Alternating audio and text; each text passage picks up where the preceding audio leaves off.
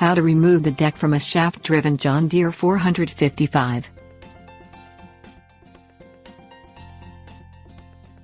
The John Deere 455 garden tractor uses hydraulic lift and shaft drive for its 3 optional mower decks. The deck removal process is the same, regardless of which deck is on your machine. The process requires no tools, but has a couple of steps where access is challenging and requires a bit of patience. A hard flat surface, like a concrete garage floor or driveway, makes the job much less challenging than working on the lawn.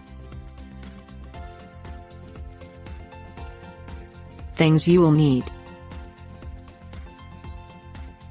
floor jack optional, jack stands optional. Turn the rear anti-scalp wheels 90 degrees from normal operating position and set them at their highest operating position. Lower the deck completely. Remember, you probably have the deck limit set for your desired mowing height, which will not let the deck all the way down. Raise the deck slightly, then turn the deck limit control fully counterclockwise, then lower the deck. Pull the locking pin on the left side of the front draft arm and rotate the front draft arm forward. Lift the front draft arm out of the 2 hooks on the front of the mower deck and remove it from the work area. Pull the spring-loaded locking pins that secure the 2 lift arms to the mower deck and turn them so that they do not re-engage. The deck is now free from the tractor's lift system, but it is still connected to the drivetrain. Start the tractor and raise the mower deck lift arms to their highest position. Turn the deck limit control fully clockwise to lock the arms in their raised position. While the tractor is still running, turn the steering wheel to the left until you reach the limit of the wheel's travel. Turn the tractor off.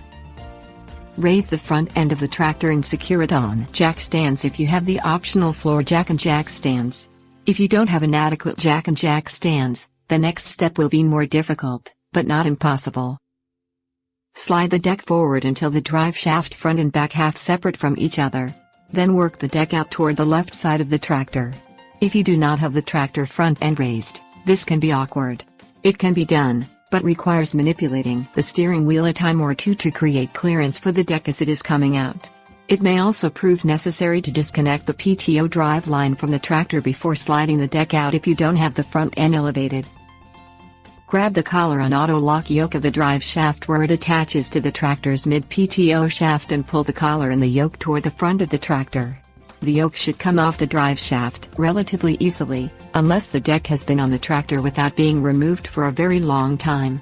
Penetrating oil and patience may be required for this step if that is the case. Once the drive shaft is removed, a process is complete. Tips: warnings.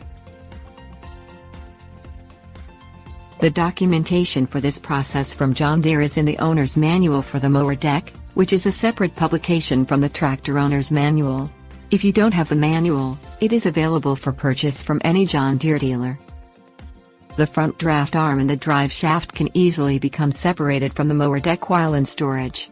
If you use a couple of plastic cable ties to secure them to the deck, they'll be there for you when it is time to put the deck back on. When reinstalling the deck, the most awkward step is putting the drive shaft yoke onto the tractor's mid-PTO shaft. You have to pull the auto-lock collar back while sliding the yoke forward at the same time that you're making sure that the splines line up. As with the deck removal, this process goes much smoother if you have the front end of the tractor elevated and safely secured. If you raise the front end of the tractor for this job, use jack stands with an adequate rating for the tractor and make sure that the tractor is stable on the jack stands before attempting to remove the deck. Do not work under or around any piece of equipment supported only by a jack,